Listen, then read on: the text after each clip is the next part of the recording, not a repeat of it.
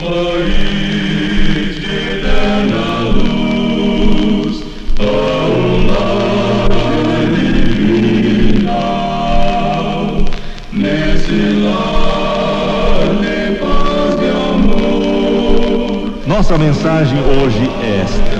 A Bíblia diz que não sabemos nem o dia nem a hora de sua vinda.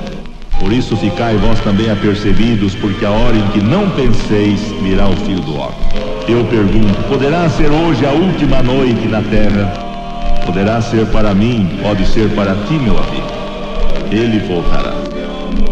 Hoje estamos presos neste mundo de pecado, mas logo virá a última noite desta prisão, a última noite da terra. Os sinais nos mostram que este evento glorioso está perto, muito mais perto do que nós pensamos. Hoje pode ser a última noite da terra para qualquer pessoa. Assim, permitindo que o Senhor Jesus seja em nossa vida uma luz no caminho, estaremos seguros e salvos na sua vinda. Amém. O país de eterna